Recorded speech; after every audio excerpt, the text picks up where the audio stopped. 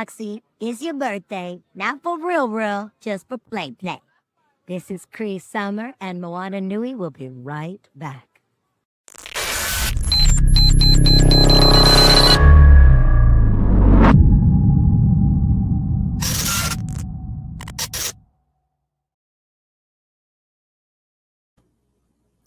Good evening, everyone, and happy Chris Mahana Kwanzaa to you. All the stuff. All the stuff. All the stuff.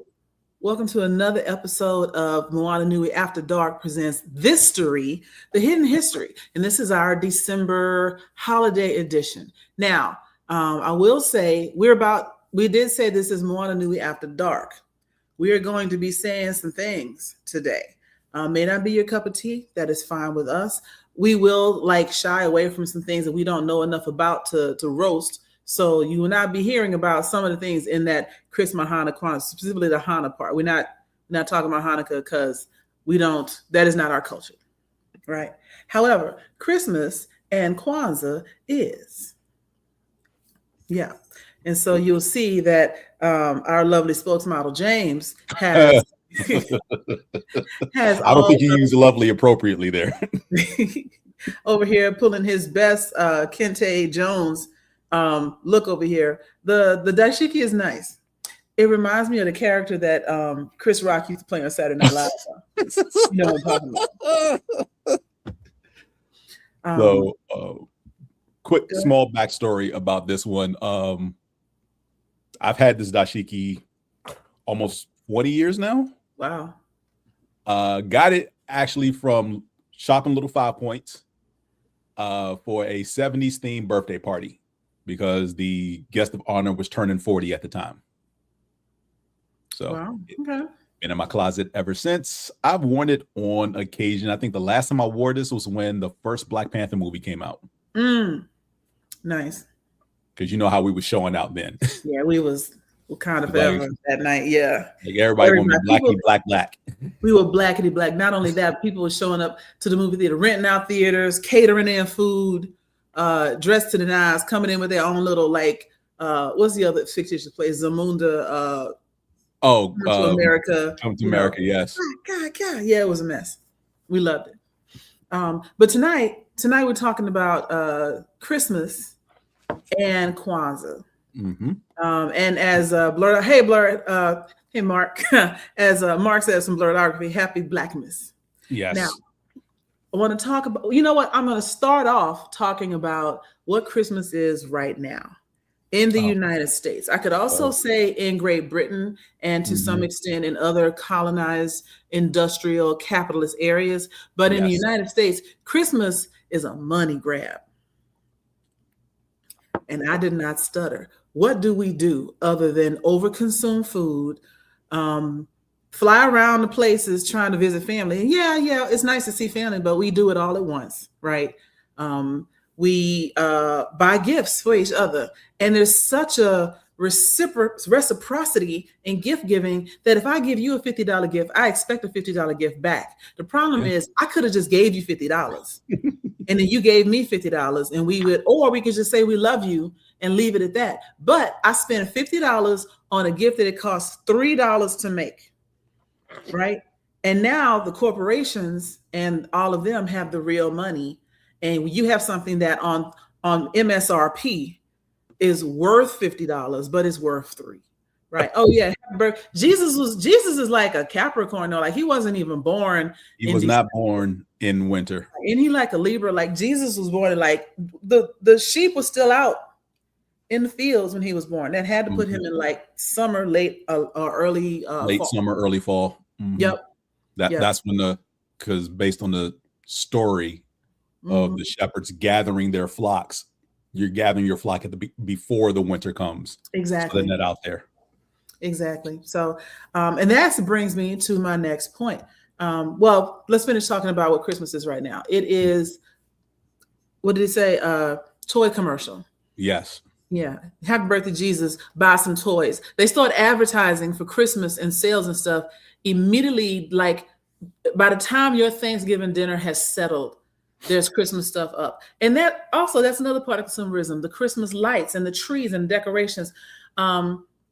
And then even the push, because like it used to be, I know I grew up with this plastic tree that had like color coded pine sticks that you would stick in the tree. Mm-hmm. That was a part of getting it together, was to get all of the things. It was like a game for the kids, match Mm-hmm. blue to blue and so on and so forth. And then they had this push towards real pine trees.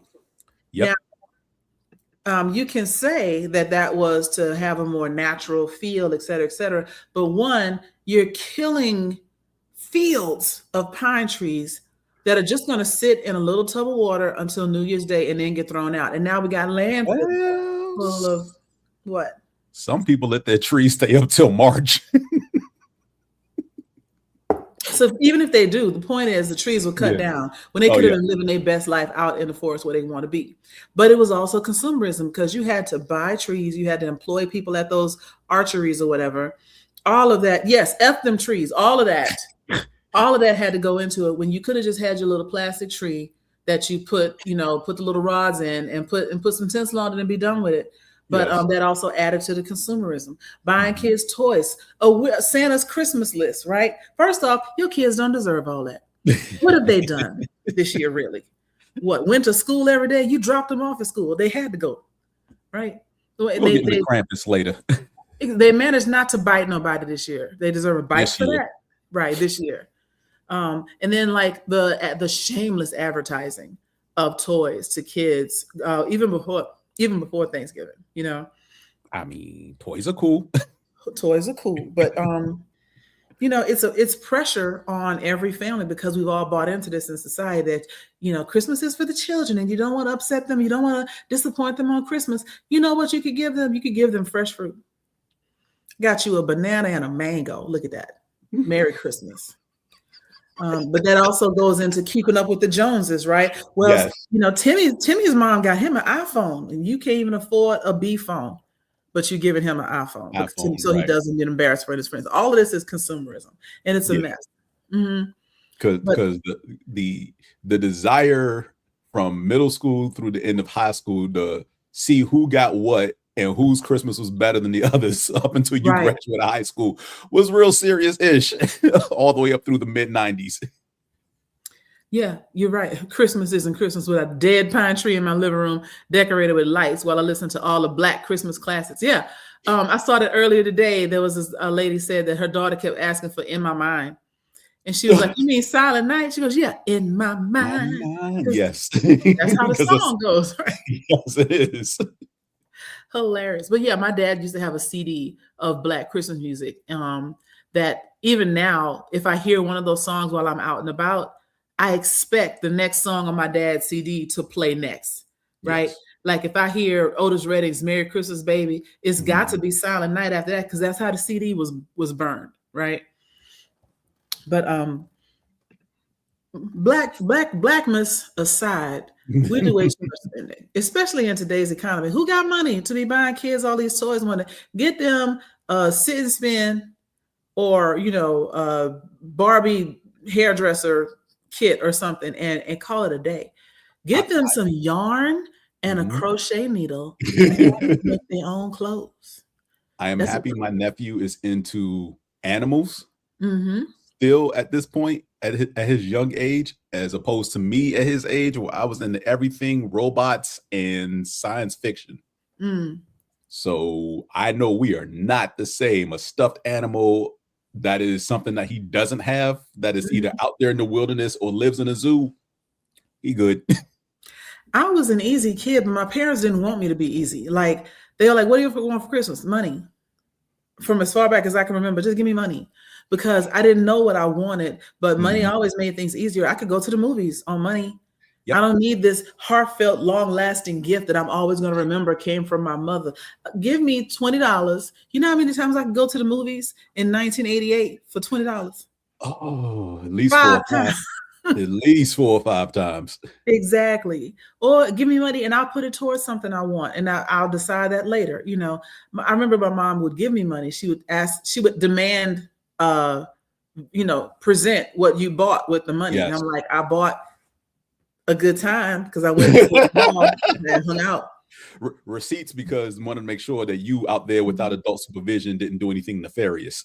Exactly. And honestly, you get more bang for your buck giving people money because they can do exactly what they want with it. You haven't overbought anything from imperialism and capitalism, and they can catch some sales whenever they want to, right? It got to a point to where nearing the end of college and my first couple of years out of college, friends who were still giving me gifts will always get me something I already had. And me trying to feign like surprise and appreciation for something like, I already have this. And if you see it through this, like I'm smiling because thank you, but I have this comic book or this Funko Pop or this video game that I do appreciate you that you thought of me enough to buy this, but I will never forget. And this was a birthday party when I was in like elementary school or maybe 6th or 7th grade, maybe 6th grade.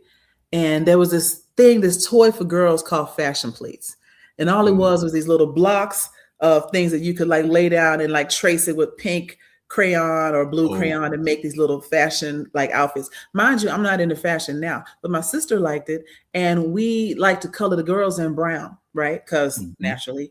And we lost that brown pencil once.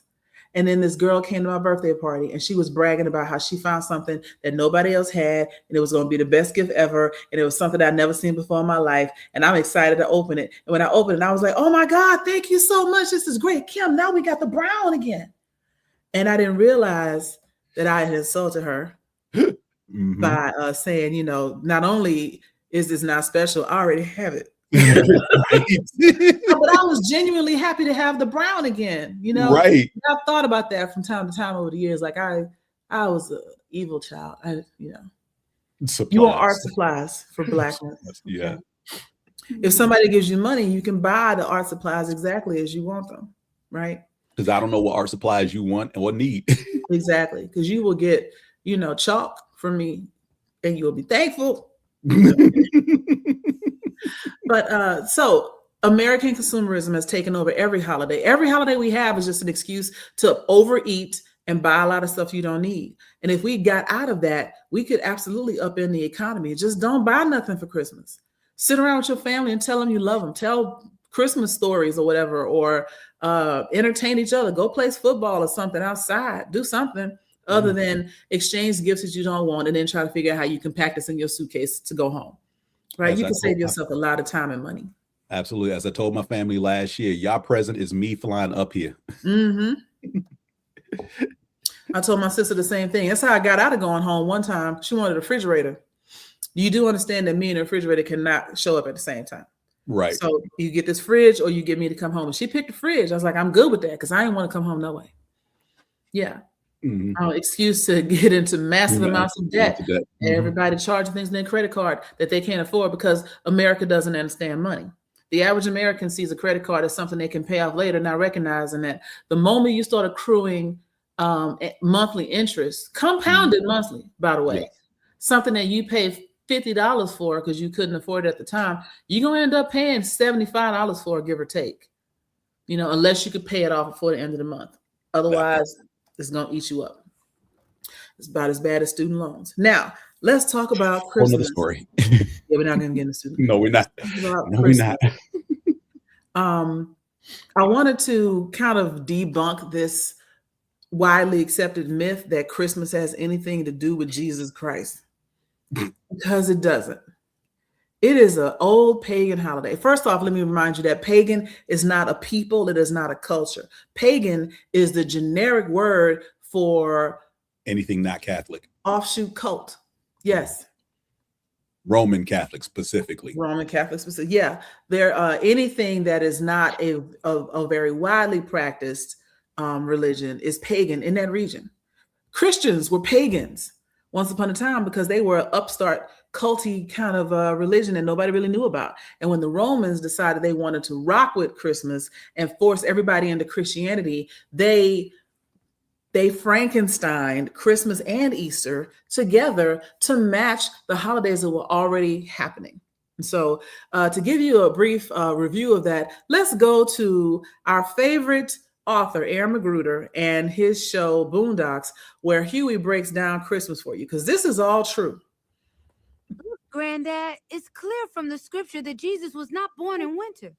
The shepherds who saw the angels announcing his birth would not have been out in their fields in December. The Palestinian winters are too cold, if you believe in that sort of thing. The truth is, Christmas evolved from the Roman holiday Saturnalia, a winter festival where men gave gifts to each other. They also would get drunk, have sex with each other, and beat their wives. People would act so crazy on Christmas, the holiday was outlawed by the Protestant Church until the 1800s. As a matter of fact, the United States Congress...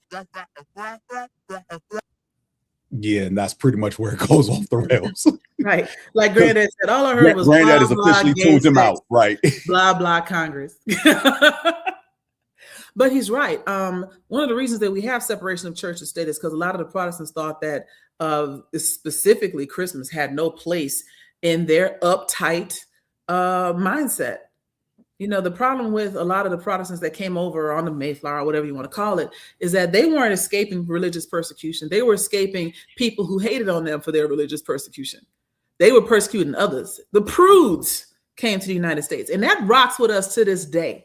The reason, you know what, we're going to do a whole different show about why they call it missionary position. But yeah, the reason that we have so much sexual repression in this country is because of our, not necessarily the founding fathers, but definitely the original people that came here from Europe, trying to not escape persecution, but find somewhere where they could freely exercise their very strict, narrow, and oppressive version of Christianity. Absolutely. Yeah. Mind you, they all have a mistress on the side. So funny thing about that, mistresses or women of the night, soiled doves, whatever you want to call them, were sought after and had a lot more freedom. You were much more free as a woman if you were a mistress or a kept woman or soiled dove, or even worked in a saloon. You could come and go as you please. All you had to do was be ready to get it later on at night and got paid for it. A wife, on the other hand, had to be strictly, you know, butter doesn't melt in her mouth, virgin when she got married, sometimes never step outside the home again. And Stepford. Yeah, Stepford wives, you got to be perfect in every little way. And you were a trophy for your husband to show off on his arm around high society. But when it came to sex, you were supposed to lay there and pray for conception while your husband, what they say, worked over you, right? He was supposed to, you know, get his and get off, and you were supposed to lay there with your legs closed and make sure that you conceived the son, the heir, all so on and so forth. Meanwhile, the mistress is over here getting it in all kind of ways and having a good time. And the husbands like the mistresses better because sex is more fun with them. And so housewives were the only ones missing out on all the fun. And again, one day we'll get into not only missionary position, but if you think about it, they were missionaries going into native lands, going into the continent of Africa, spreading Christianity, but also forcing sex on the women of these native and indigenous tribes in a particular position. And that was the position that the missionaries favored, and hence the name. Yep. Yeah. Yeah. So we got away from Christmas. Let's get back to Christmas, because it's not better. And so, like you said, yes, Saturnalia was the original holiday that was happening. It happened in Rome. It was a week-long festival, and it was honoring the god Saturn. And it was gift giving and role reversals. The master became the slave became the master, something you never saw in the United States, right? When we talk about slavery being different everywhere else, we mean it. Everywhere except North and South America during the transatlantic slave trade. That was just some dehumanizing, terroristic, wholly ridiculous shit. But it happened mid-December. It was a winter solstice festival. Then you had Sol Invictus. Now, this was about, we'll call it 300 years later, 300 years after what we consider to be the death of Jesus Christ, where they've celebrated the unconquered sun specifically on December 25th. Because December 25th, again, winter solstice, marked the return of daylight lasting longer. The unconquered sun. Christians took the unconquered S-U-N and turned it into the unconquered S-O-N. And so now this is all about Jesus, and he was the chosen one, and blah, blah, blah, blah, blah. The wise men who never would have been on that field, they just shifted the entire story to fit so that Christians would, people would adopt Christianity. Yeah. Right. And so the pagan, some of the festivus natures of Saturnalia tended to get way out of control for the Roman Catholic Church to abide by. Mm-hmm. You know, so let's talk about Lent. So 40 days and 40 nights. 40 days and 40 nights of abstaining from happiness, joy, and red meat and everything else. Just, show God how contrite you are by stopping something that a bad habit or something that you love. It originally was supposed to be giving up something essential to yourself. Mm-hmm. And it was closer to, I want to say Ramadan, but I don't quote me on that, but closer not eating after a certain time, not eating red meat, a lot of like liquids and soups and all that kind of stuff. Yeah, fasting, seafood, fish only. Supposedly to mirror the 40 days that Jesus spent wandering the desert. Exactly. Thank you. But they started off with Fat Tuesday. And they started off with Mardi Gras and Fat Tuesday because Carnival been going on. And you wasn't going to stop them South Americans from doing Carnival, right? And nobody in between. You got Caravana up in Toronto. You got a lot of Carnival and Bacchanalia festivals, etc., all through the Caribbean islands. Mm-hmm. Yeah. And then you got Mardi Gras, Fat Tuesday in Louisiana. All of this is the same spring renewal rejuvenation festival, and it's buck wild. But what they did was incorporate it into Easter. So now Mardi Gras, Lent, Easter is all a thing to make it all seem quasi-Christian, right? Because if you can't beat them, join them. Yeah. Yeah. They had to co-opt the celebrations to temper down the rampant debauchery. Yes. Now, another thing that I wonder about. Nice way of saying it was banging in the streets. Yeah. Mm-hmm. There's a reason they lift up the show me your tits, all that kind of stuff, because that's what they be doing. Right. And how hypocritical is it for you to be all out there like, yeah, on Tuesday and then Wednesday? Oh, Ash Wednesday. Yeah. So ashes from the weed you smoke. After dark. Oh, man. If you weren't already a bad influence. Say what? I'm a bad influence? What? Me? Yeah, you.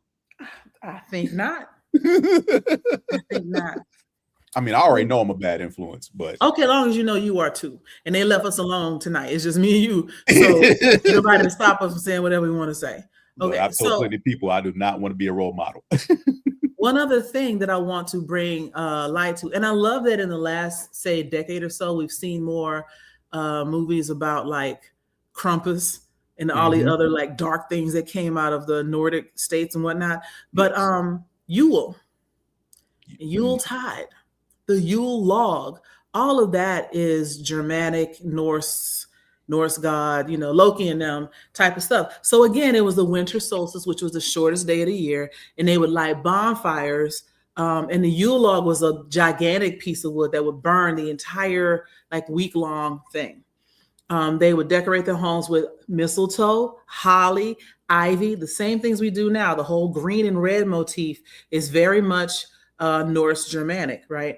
Mm-hmm. And it was symbolizing life in the midst of the dead of winter, right? Because now that we've gone through the shortest day, we made it, basically. We made it through the winter. Things are going to get better from here on out. Let's start remembering that things are going to be green and bloom again, so on and so forth. But I remember hearing Run DMC, in the fireplace is the Yule log beneath the mistletoe as we drink eggnog. Ain't nothing that got jack to do with Jesus Christ. Christmas of Hollis is still a banger. It's still a banger. Right. So the church strategically, let's review. The church strategically placed Jesus' birth celebration on December 25th. So all of these little pagan things, Yule, Sol Invictus, Saturnalia, all were like, oh, we can still do this, which is why Christianity has been hypocritical from like jump. Right. Day one. Remember, Jesus was not a Christian. He was a Jew. Jesus was Jewish. Christians was like, oh, it's the first cultural appropriation, right? They took a ostensibly very Arabic looking, potentially brown skinned man, painted him with long straight hair. He may have had straight hair if he was Arabic. We don't know, but he ain't blonde and blue. No, he ain't not. brown and blue neither, but the Jesus that most people see when we talk about quote unquote white Jesus is Roman. Italian. Same. It's an Italian dude. Where is Rome? Italy. But he's Italian. Yes. Very likely Michelangelo's homeboy. But probably. Like even the great painting, the fresco that Michelangelo did in the Sistine Chapel, where God is like reaching down and like Adam can't be bothered to lift his finger even a little bit. That whole thing, the picture there of God is Zeus, right? The whole thing is a lie. All of it. The Bible is picked and chosen for what's in it.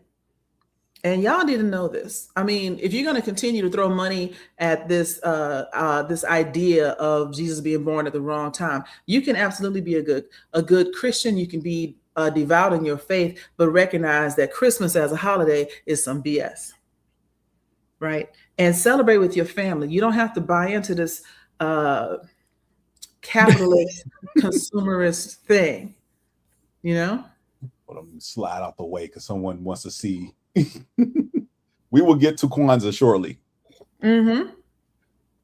But I'm not done ragging on Christmas first. Christmas yet? Yes. Yeah. So just a few of the things that are pagan: mistletoe, holly, like I said, Christmas trees because they were evergreens. So again, that Nordic Yuletide thing. None of this was around. There's nothing in the nativity scene about holly, mistletoe, Christmas trees, wreaths, Yule logs, any of that stuff. Nope. Jesus, Mary, Joseph, 3 wise men, frankincense, myrrh. Jesus was an immigrant, undocumented at that. I'm just saying. Gold, frankincense, and myrrh, yeah. And then was a goat brought as tribute as well? I can't remember. I don't know. Something else. Sheep's, goats. That's the nativity scene. So all that happened, just not in the winter. So I was trying to look up. Okay, here it is. Here's some of the other things that are pagan. So gift giving, of course, like Huey said, Saturnalia, giving gifts and getting it on with your homeboys is where that comes from. The image of Santa Claus. So you know who created the ho ho ho fluffy white Santa Claus that we know right now with the red fur and all of that? You know who created that? Somebody in America, some white dude. Coca-Cola. Stop. Mm-hmm. They created the image of the jolly red-cheeked white beard, ho ho, all of that. But now the pagans did the whole gift giving thing, but Coca-Cola created the Santa Claus we know in the red fur and the black boots and all of that in like 1930 something. Wow. During the Great Depression, as a way of getting people to, because remember in the 1930s, Coca-Cola was heavy on the coca. Yeah. Right? Mm-hmm. But Father Christmas, or Saint Nicholas, was the patron saint of children, the poor, and prostitutes. It's an interesting trifecta. Yeah, similar to Jesus being a defender of the poor, the destitute, the hungry, and prostitutes. Mm-hmm. Meanwhile, here we are in the United States trying to ban abortion, criminalize homelessness, and detain children in cages. But then want to talk about we're a Christian nation. Everybody's going to hell. Yeah, we're all going. Mm-hmm. But the original Saint Nicholas was shaped off of, wait for it, Odin. Odin was portrayed as an old man with a white beard, an 8-legged horse called Sleipnir, which would ride through the skies, similar to the 8 reindeer that Santa Claus has. Just a little switch up, right? during the winter, The kids would horse come makes by and they would fill socks on the mantelpiece. They were usually boots or something. They would fill it with like carrots and straw, whatever, for the reindeer. Yeah. Now it has gone into being, you know, toys in the stockings and the cookies and the milk for Santa Claus. The reindeer don't get jack, which is messed up in my opinion. No, never has been. Yeah. Everything is co-opted. America is a co-op.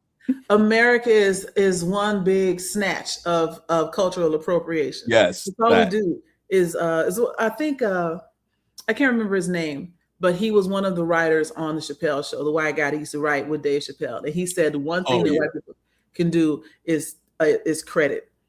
They can take credit for stuff that they never created. Gary, I think. Is it Gary? Or Steve? Is either Gary or Steve? It's not. It's not, but we all know who we're talking about. Right. Yeah. Yeah. Manifest Destiny, my tale. Right. Now, where was I going with that? So we had the Christmas carols. Neil. Sorry. Say what? Neil. That's right. Neil Brennan. That's his name. So Christmas carols come from the Anglo-Saxon door-to-door singing that they would do again when you were coming to offer good health. It's almost like housewarming, because housewarming literally is what you did. You came in and you warmed up somebody's house by all these people being in there, and all that body heat warm the house, and then you move on to somebody else's. So the Christmas carols has nothing to do. Kissing under the mistletoe is something we made up, right? Again, the Romans, the Celts, the Druids, the Norse, all of them considered a highly sacred plant.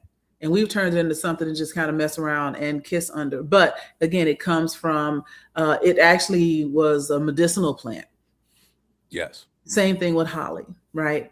And even decorating a Christmas tree, all of this was supposed to, you know, the snowflakes and the balls and everything was supposed to, again, symbolize festivities and good times. Let's have a party. None of this with the almost austere, sad way that early Puritans wanted to celebrate, or even acknowledge, because I won't even say celebrate, acknowledge the birth of their Lord and Savior Jesus Christ. And then all these parties came, which is why originally Congress was like, we don't celebrate Christmas because we hate it. And then, you know, slowly but surely, money over everything. They may say what they want to say, but when we started tying gift giving and money and consumerism to it, oh, we're doing Christmas, right? Oh yeah. So. Oh yeah.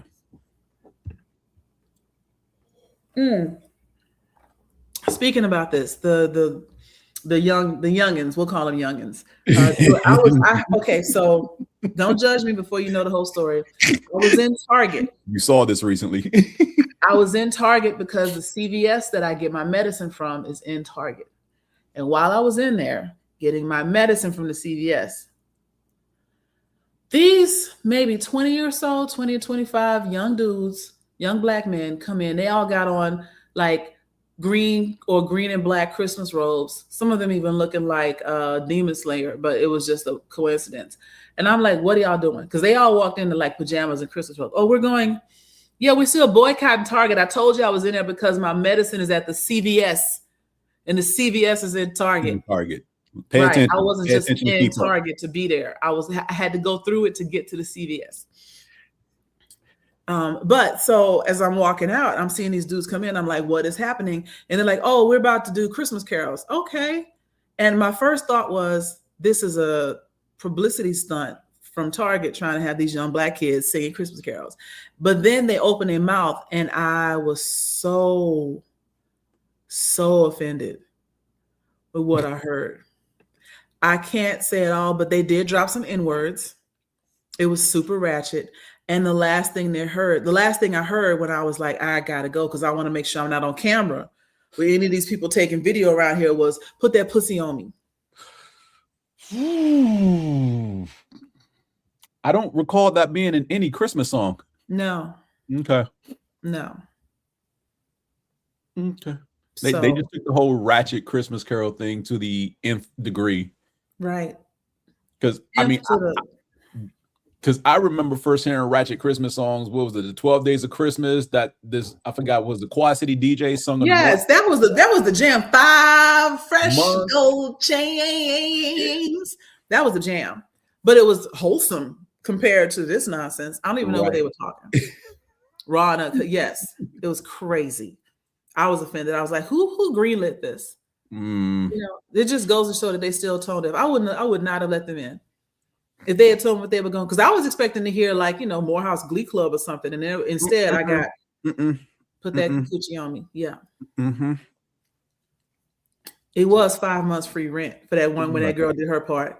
Yeah. $10 million. 5 months free rent. You can still find the video on YouTube, by the way. Say what? You can still find the video on YouTube. I know. Was it the one when they did it on like Ricky Lake Show or something like that? It was not Maury Povich. I said Maury Povich earlier. It was Jerry Springer. Jerry Springer. I knew it was a talk show. Yeah, I might have to post that against my better judgment. So I think we have gotten everybody to understand that Christmas is some nonsense. It is all just Jerry Springer. It was all just an amalgamation of different solstice winter celebrations that they decided to slap, you know, Christmas across the top of it so that people would convert to Christianity, because they wouldn't convert if they had to give up their fun. And I think that's what's wrong with Christianity right now is people are like, I can do it. I can still do all this nonsense I was doing, but call myself a Christian. And I'm not saying that we have to be super Puritan, because the Puritans, again, weren't pure anyway. They just wanted to control women at the end of the day. But yeah, it's a whole mess. It's a whole mess. So now we move into one last thing. Yes. Because you mentioned the reversal of in Saturnalia, the reversal of the masters and the slaves. Yeah. They also had this thing called, this is where king for a day comes from. Because one of the commoners or slave was chosen as king for a day. And they got to make all the proclamations and rules in which the people celebrating Saturnalia had to follow. Commoner, slave, rich, master alike. Everybody had to follow, whoever was selected. That sounds like a purge. That's what it'd have been if they had picked me, right? All debts are canceled. Pretty much. Don't give me that power. No more student loans. No more student loans. Everybody's student loan is 0.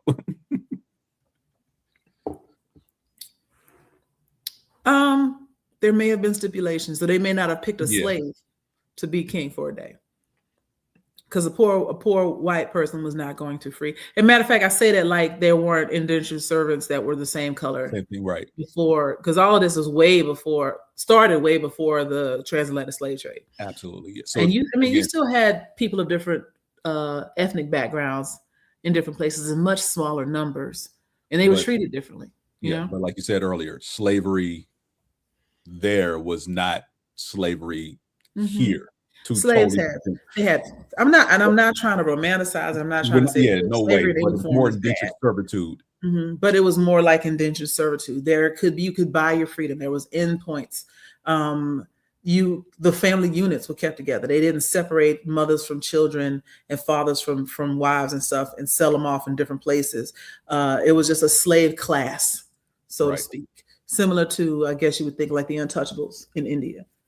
You know, and I mean, that's a very, very broad and general comparison. It's not the same thing at all. Well, not nearly. But yeah, slavery in the United States was completely turning a blind eye to the dehumanization of millions of people for a buck, because they knew it was wrong.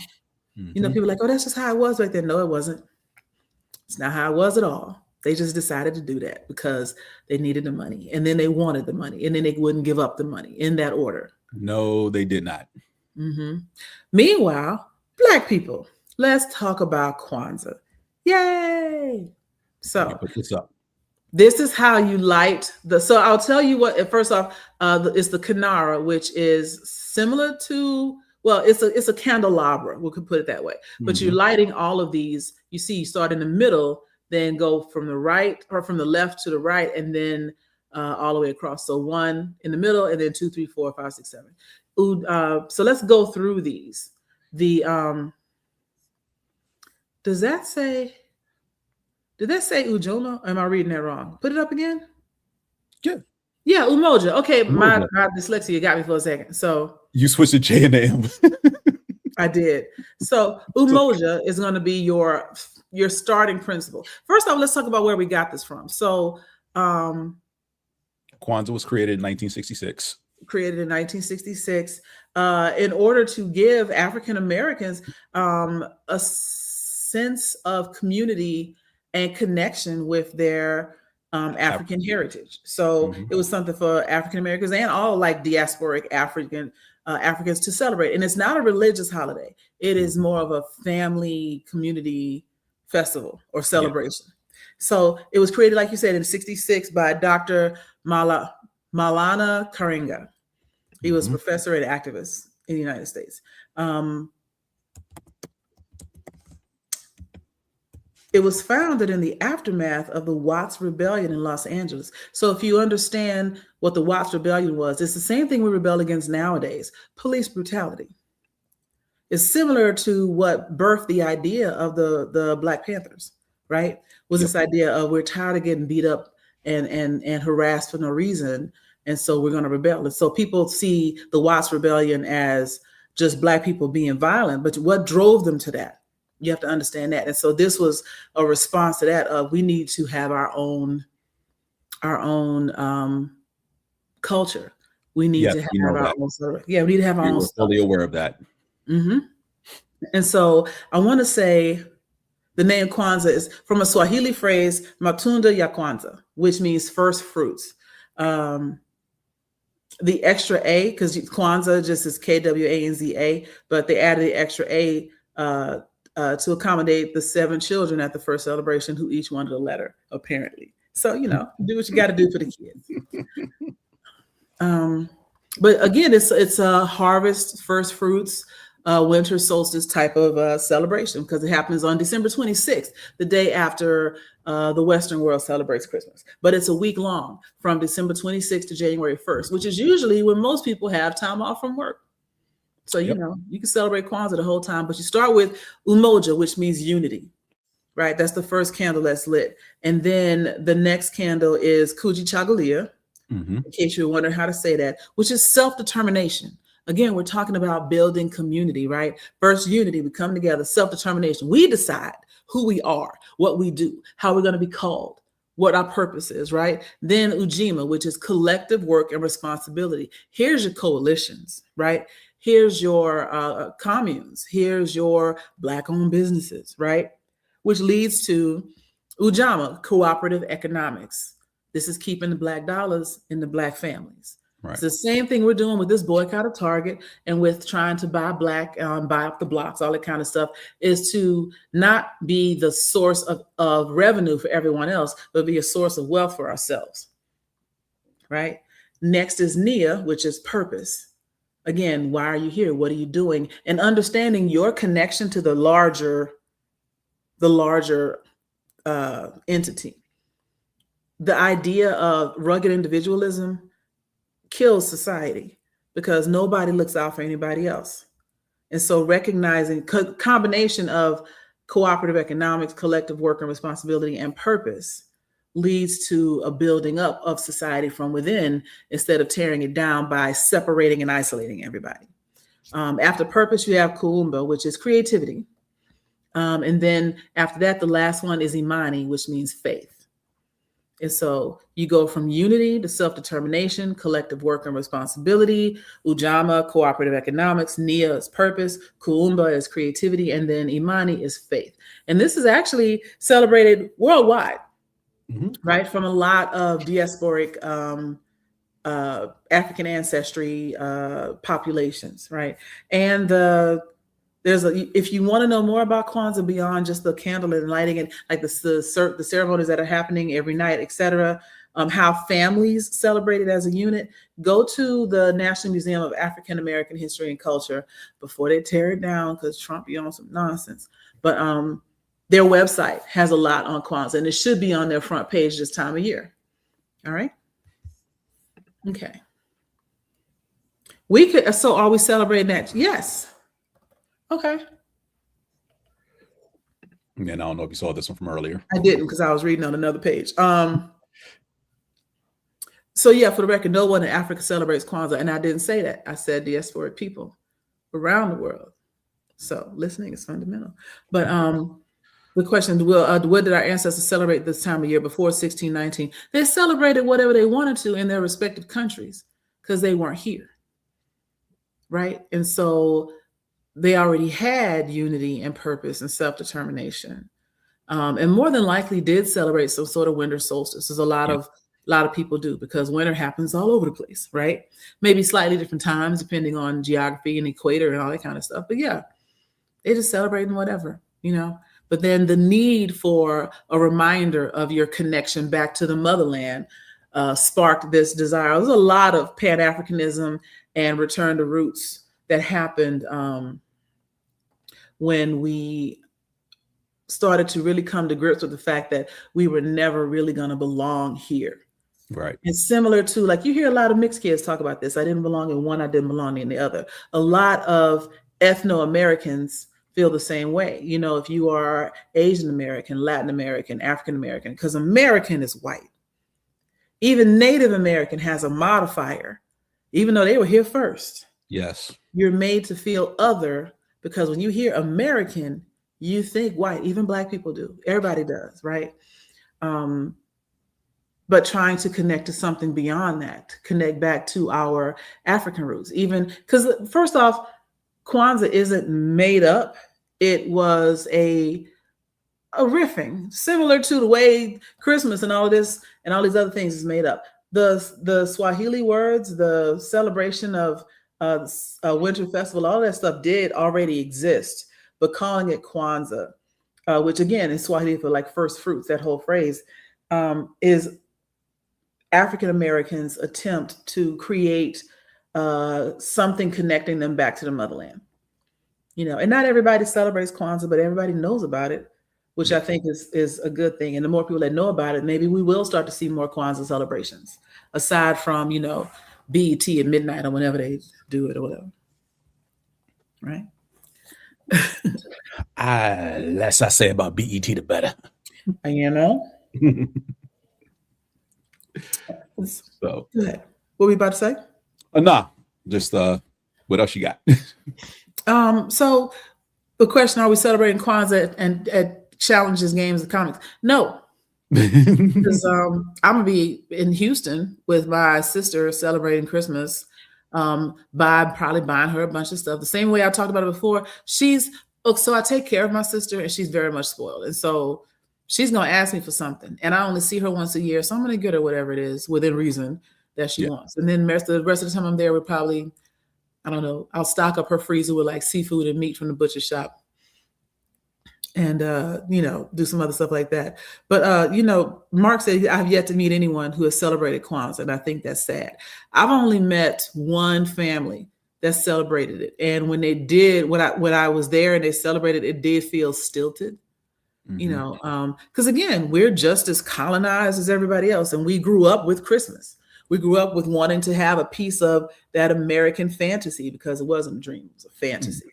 So I would say my youngest uncle did gather us together. I think it was like middle school, maybe my freshman year in high school, did gather us for like a couple of days to observe Kwanzaa. Definitely the first day and probably the second day, only because they fell on the weekend. So it was so like Christmas may have been a Friday or a Thursday, and then the first and second day of Kwanzaa is either that Friday, Saturday, or Saturday, Sunday. And so we went back over there, you know, over to his place, and you know, lit the candles for the first 2 days. You know, he gave a speech about the first 2 days, and you know, kicked it, hung around cousins and whatnot for a couple of hours, and then we all dispersed. Yeah. But it's not Kwanzaa can be whatever it is you make it to be. It's kind of like, I look at it as akin to, how do you celebrate your birthday? However you feel comfortable celebrate your birthday. That's pretty much what Kwanzaa is. There's no set rules to say you have to do this. Yes, there is the lighting of the candles each of the 7 days of the celebration, but what you choose to do in observation of those principles for that day is up to you. It can be fellowshipping with family. It can just be watching a movie on the TV. Yep. But as long as the goal is the proud, yes, there you go. The proud family celebrates Kwanzaa, and I think stuff like that, like the proud family, is important because it brings awareness to people that otherwise might not see it. I think they did Kwanzaa on Blackish a while back too. They may have had an episode. At least it may be They mentioned it. I don't think they observed it because the tradition with them was to watch a Black movie on Christmas Day. Yeah. Which, okay. And again, whatever your traditions are, I'm not yucking anybody's yum. Oh, no. I'm just saying, mention it. Yeah. Yeah, they did at least mention it. I don't know if they actually did like a celebration. Yeah. But I was thinking that they didn't on purpose because, Dre's mother, Jennifer Lewis, was wild and hardcore, white Jesus lover. So I'm pretty sure they wouldn't have been able. She would not have condoned that anyway. And so we've talked about Kwanzaa. We've talked about the mess that is Christmas. Stop buying stuff. Yeah. Just everybody sing happy birthday to Jesus and go back to bed. Like, why are we up at 6 a.m. to unwrap stuff that I spent all night wrapping just to have you not want it? You know what? Let's just eat breakfast and go back to sleep. What I will say this, that once I got to high school, probably my sophomore year in high school. Yeah, the whole idea of getting up early and unwrapping presents kind of wore on me at that point because I didn't really care anymore. And my sister, who's 2 years younger than me, she would get hype and wake up and be like, yeah, I'll be down in a couple of hours. I'm enjoying this time of sleeping in. I don't have to be up. I don't have to do anything. I have to put on this uniform to go to school. Right. I am going to enjoy this sleep until my mom tells me I have to get out of bed. Exactly that. Until I have to get up, And so we're pushing up on an hour. We may just call it right here with the recognizing that, Christmas doesn't have to be in your pocket. If you really love Jesus, just tell him directly, happy birthday, G, and then leave it. Come together, have dinner. Don't go all out, order from Popeyes. If you're in Houston, order from French's and get you some food. And then don't forget the New Year's Day celebrations too, since we're not going to be back before New Year's. So there are some, now these are all rooted in African traditions from different countries because we were so mixed up when we got here. But get you some collard greens or callaloo or spinach or something green to make sure you have money going into next year. Get you some black-eyed peas for luck and get you some meat, usually pork, but definitely meat for strength and fortitude going into the next year. So that's your New Year's Day meal, the usually ham or chicken or chitlins, but black-eyed peas and collard greens for sure. The black-eyed peas and collard greens is an absolute definite. Yes. But that C word you said, no. Mm-mm. Mm-mm. No, we don't. We ain't got to do that. We don't have to.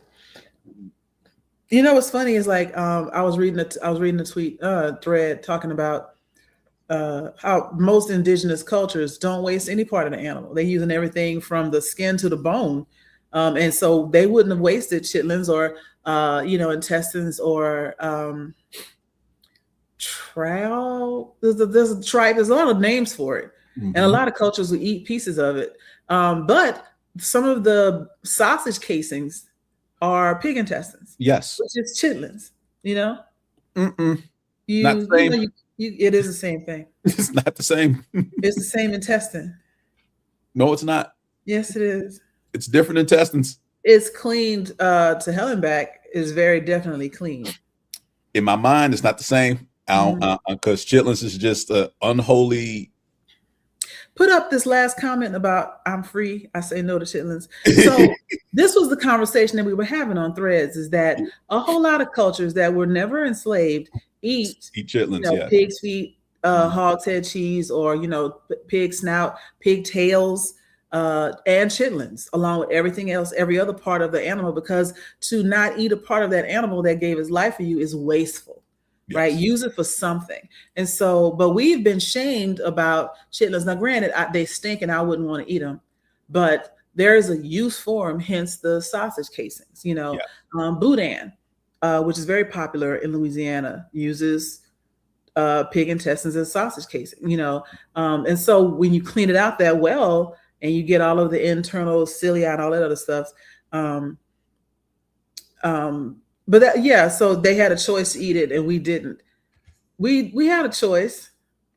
We just ate it because the idea that it is taboo or nasty or yucky or whatever, that's some white people shit, right? Africans are like, this is perfectly good protein. Why would you throw this away? The same way Native Americans were about buffalo. They ate every part of that buffalo, used the skins as clothes, used the bones as tools and combs. And the rooty to the tooty. Yeah, rooted to the tutor. And this idea that, that part was, to be desecrated or whatever, that's something that just because white folks didn't want it, didn't mean that it was nasty. Now, yes, they gave us scraps, but that's why we made it work. That's why we knew how to cook it, because we had cooked it before, right? That's why we know how to cook all kinds of things, because we didn't use in it. And yes, you don't have to eat it now. Yeah, I get it. We understand. You can stop making these comments. You don't have to eat it. I'm just saying that we shouldn't shame people that do, because those who like it, cool. If you like it, that's great. I'm not going to eat it either. I don't like the way they smell, and but I also don't eat a whole lot of red meat and pork anyway. But the idea that you are showing elitism by wasting food is, again, one of the reasons that this supremacist structure is destined to fail, because it is wasteful. And I know you say you're not shaming anybody, but the comment like "I'm free, so I say no" implies that only slaves or people who are not free eat them. We got to be careful with our words. Yeah. Right. And so, yeah, we're not shaming anybody. I don't eat them, but I have a couple of friends who are younger than me that love them. More power to you. But yeah, it is something that is widely eaten across multiple cultures. If you don't like them, I don't like them either. But I'm not going to hate on anybody that does. And I don't think that I think it's reductive to say it's slave food, because you can say that about collard greens, about hot water cornbread, about pig's feet, sweet potatoes, po' boy sandwiches, and shrimp and crawfish. Yep. All of these things are things that rich people didn't eat because it was beneath them. But we don't see nobody calling, gumbo slave food. But what else is beneath the rich people? What? Spices and herbs. Right. Flavor. Right. You put enough garlic and celery and peppers on something, it's gonna be good, right? You can turn anything into a, matter of fact, I find it so crazy that they now are trying to colonize collard greens. No. And I saw them for sale in Trader Joe's.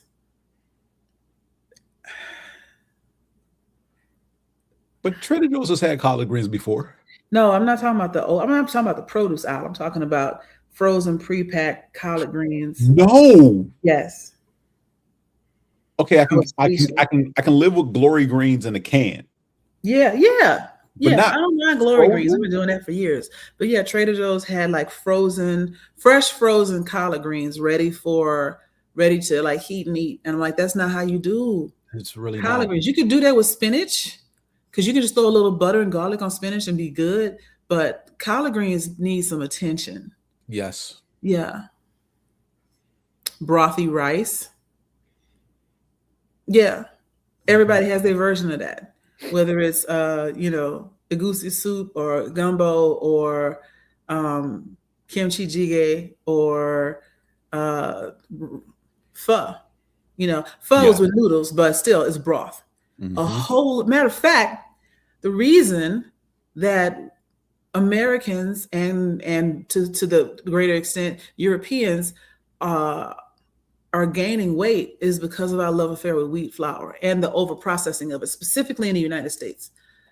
They can eat pasta all day in Italy and not get fat because the way they make it is different. The way we make it here is for massive consumption and waste and high consumerism. So the way we make it breeds gluten. Well, not breeds, but it makes the process yield gluten in a way that other processes don't. We make it 20 times faster than that other process. But do we really need this much macaroni? I don't think so. It's good, though. It was just as good if you don't make it that way. I understand. Trust. I do. Right. I do. Right. But people like, what is the secret to like Korean beauty standards and their skin is flawless and the Japanese are so thin and blah blah blah. They eat soup and they walk a lot. Right. You do not need some fitness expert to tell you that. They eat soup and they walk uphill both ways in the snow. Hell, I'm in the office this week. I'm doing enough walking. Exactly. Look, I ran some errands yesterday. My Oura ring was like, you've walked enough. You've met your goal for the day. But yeah, I'm planning a trip to Korea next year. And it was one of the things that they talked about in the little guide that I was reading online. I was listening to this girl talk and she said, if someone tells you that it is not far, ask them specifically how far it is, because it's probably 2 miles away. And they see no problem walking an hour, to get somewhere. People walk to work, it'd be 30 minutes. Y'all wish I would. I'm sitting here like, if I can't see it from my house, I'm not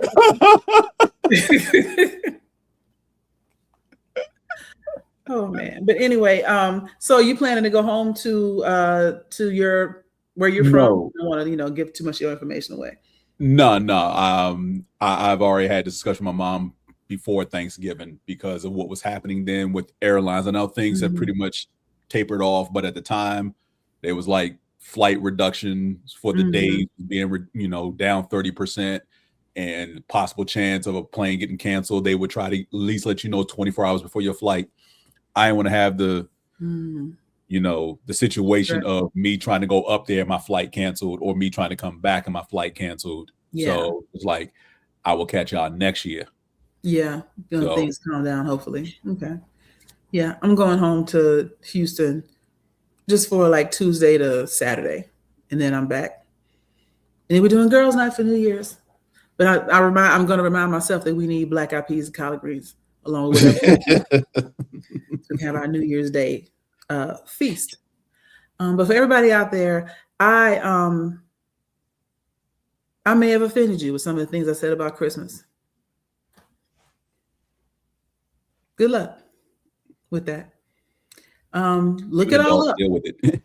Look up everything that we said tonight and see if it isn't true. Look up missionary style. Look up pagan religion. Look up Saturnalia. Definitely look up Saturnalia. Yeah, look up Yuletide and Saint Nicholas, who was a saint of children and the poor and prostitutes, similar to Jesus. Look up all of that and see where they have been trying to gaslight you into proving your love to Jesus by buying a bunch of shit. That doesn't make any sense. Right? Stop buying stuff is the message of today's story. Stop. But I have to buy myself a Christmas present. No, you don't. I mean, I do. You want to buy yourself a Christmas present? No, I have to buy myself a Christmas present to show how much that I appreciate me. Okay. Hey, Robin. Got my spell house people in the house. What's up, Miss Grant? How you doing? Nice picture. Love Jesus now for the low price of $49.99 and paid in installments. You can show Jesus your love. That is the Christian church. Oh my gosh, it is. We didn't even talk about. Well, didn't some pastor like lock the doors until everybody had given? Yes. Yeah. That is That's a shakedown. It is a shakedown. Yo, midnight mass. That's why I don't go. Well, it's one of the reasons I don't go. Please understand, if you lock this door, I'm shooting through this door.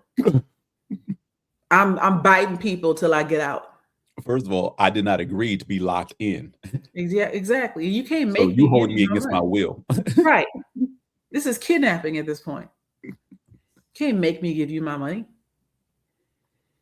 Yes, and it is easier for a camel to pass through the eye of a needle than for a rich man to get into heaven. And now I understand why, because rich people be on some nonsense. Rich people have too much money. You know, if you watched, and if you were on this channel, you probably have watched it, Altered Carbon on Netflix, where rich people eventually just became immortal because they kept moving their consciousness in a like solid state material from one recycled body to the next, hence the altered carbon. They just go to the next body. And when you become immortal, you get bored and you've seen and done everything. And the depravity that you get into knows no bounds because you are unstoppable and you got literally more money than God, right? And I have a friend that has moved in some of those like really, really like 1%er circles before. And the haunted look in his eyes when he was like, Joy, yo, you wouldn't believe some of the stuff they be getting up to, yo. Like he was shook. Years later, he was still like haunted. So yeah, rich people not going to heaven. Not in there.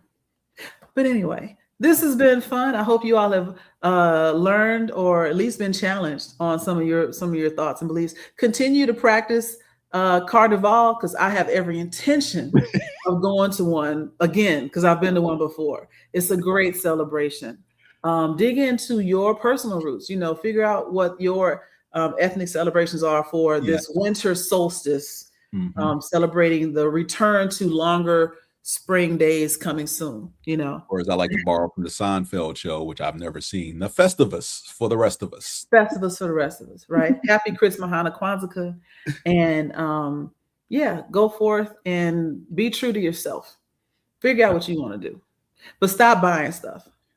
But Legos. Fine. I'm not gonna argue with you about these doggone Legos, boy. The first step is admitting you have a problem. I can admit that there is no problem that I have buying Legos. I just like Legos. Go ahead. I will. So y'all, thank y'all for joining us tonight. We'll be back at the end of January with our next episode. And we haven't figured out what we're gonna do yet, but it'll be fun and it'll be after dark. So we will see y'all next time. This has been Moana Nui After Dark presents THIStory, Hidden History, Christmas Kwanzaa edition. Good night. Good night, everybody.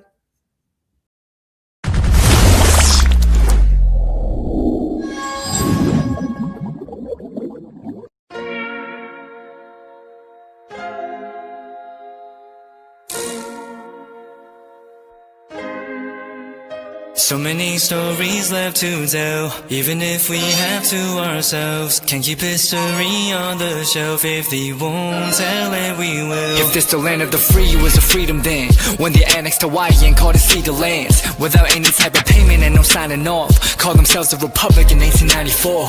1.2 million acres overtaken from the native Hawaiians. When they resisted, the West retaliated in violence and erasure. The Hawaiian language is banned as part of colonialism's plan to expand, Stuck between a rock and a hard place. Multiple bombings of Kaho'olawe as a part of their ongoing war with Asia. Used it as a place for target practice. No consent or compensation. Colonizers call for annexation.